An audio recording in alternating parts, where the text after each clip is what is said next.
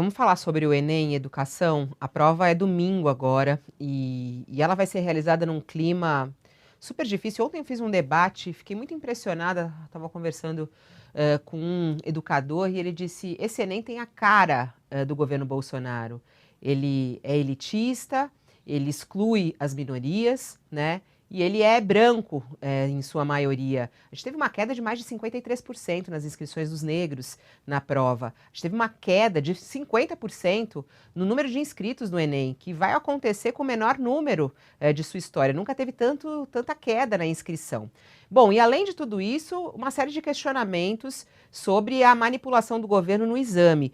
O jornal Estado de São Paulo traz hoje uma reportagem falando o seguinte, que a cúpula do Ministério da Educação tentou incluir profissionais na montagem do Enem deste ano que não haviam sido aprovados no processo seletivo. A lista com 22 nomes que foi obtida pelo Estadão, ela incluía defensores da gestão Bolsonaro, como uma professora de biologia criacionista e 4 docentes que são ligados ao ministro da Educação. Outra reportagem hoje no jornal Folha de São Paulo traz outra informação muito grave. O presidente Bolsonaro pediu ao ministro da Educação que mudasse o termo, em vez de usar o golpe de 64, usar revolução. A reportagem diz que o ministro da Educação não foi adiante com esse pedido. E tem outras questões relacionadas ao Enem. Tem também a ida de um policial federal na sala secreta e esse documento que permite a saída foi colocado em sigilo pelo INPE e a Justiça Federal também rejeitou o pedido para que o presidente do INPE, né, INEP, perdão, falando do INPE que eu tô com a Amazônia ainda na cabeça, do INEP fosse retirado do cargo. Queria a sua análise sobre o Enem nesse domingo. Fabíola, é preciso analisar isso tudo dentro de um contexto. O brasileiro hoje está vivendo espremido entre a escassez e o excesso. Faltam dinheiro, emprego, chuva, luz, gasolina barata, e sobram dólar caro, juros ascendentes, inflação. Excetuando-se a falta de chuva, o Bolsonaro é parcialmente responsável por tudo isso. Em vez de apresentar soluções para esses problemas reais que cercam o governo e que inquietam o país, o presidente inaugura um debate nacional sobre uma encrenca artificial. Quer dizer, às vésperas do Enem, o Bolsonaro pôs em dúvida a qualidade do exame, diz que agora sim o Enem tem a cara do seu governo. Há método nessa bagunça. Incapaz de colocar ordem num governo caótico, o Bolsonaro mobiliza os seus devotos na internet para cultuá-lo como a grande solução para problemas que o Brasil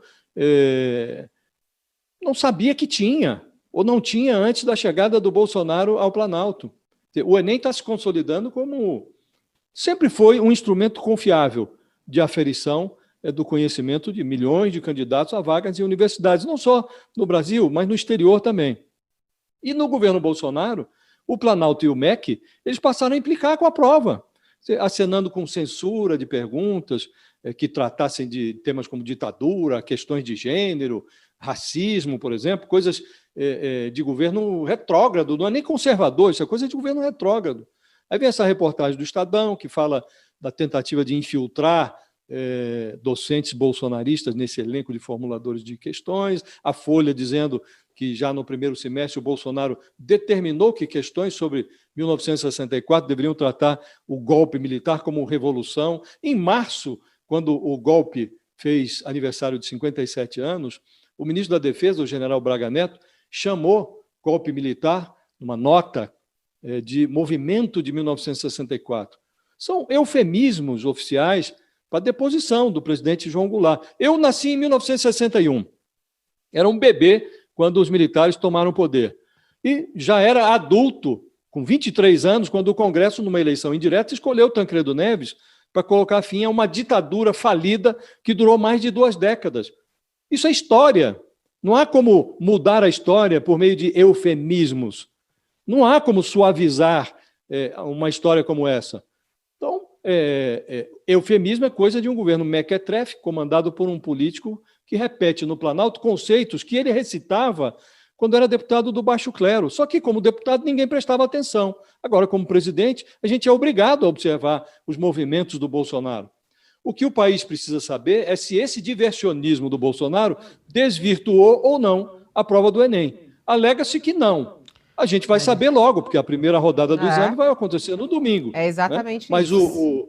o INEP, que é o órgão que cuida do exame, já tomou providência para prolongar essa atmosfera de suspeição, porque tornou secreto o processo interno sobre a entrada de um policial na sala de segurança onde os exames são elaborados. Então, tem método nessa balbúrdia.